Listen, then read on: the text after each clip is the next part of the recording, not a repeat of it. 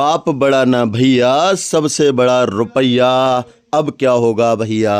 अब तो अवतार ले ही लो प्रभु, क्योंकि अब कलयुग में जीना दुर्लभ हो चुका है।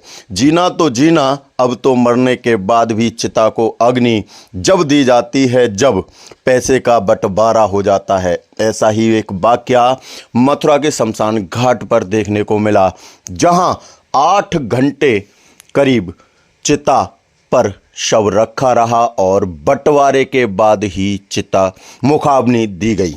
क्या है मथुरा का 7 घंटे चिता पर रखा रहा बुजुर्ग मां का शव शमशान घाट में ही स्टाम्प पेपर पर पुलिस की मौजूदगी में 4 बीघा जमीन का हुआ बंटवारा, तब जाकर पंचतत्व में विलीन हो सका शरीर।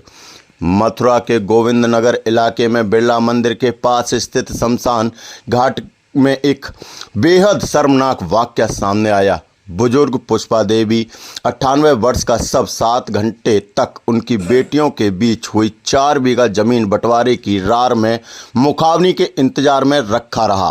रिश्तेदारों के दखल के बाद शमशान घाट में स्टाम्प पेपर आया। मौके पर बंटवारे का समझौता 3 बेटियों के बीच लिखा गया।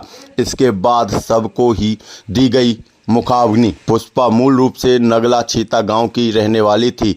उनके पति गिरिराज प्रसाद का निधन पहले ही हो चुका था।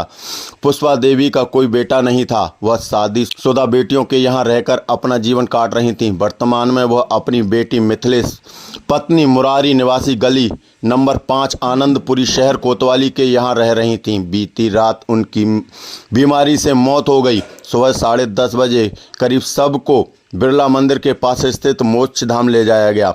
यहाँ लकड़ी लगाकर चिता तैयार करने के बाद उस पर सब मुखाग्नि के लिए रखा गया।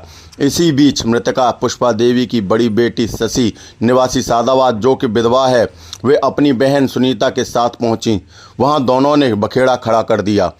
कहा कि मां के नाम पर 4 बीघा जमीन थी, उसकी वसीयत मिथिलेश ने अपने नाम लिखा ली है। उसके आधार पर वह पूरी संपत्ति को अकेले रखना चाहती है। मिथिलेश ने इसका विरोध किया। काफ़ी देर तक गहमागहमी हुई।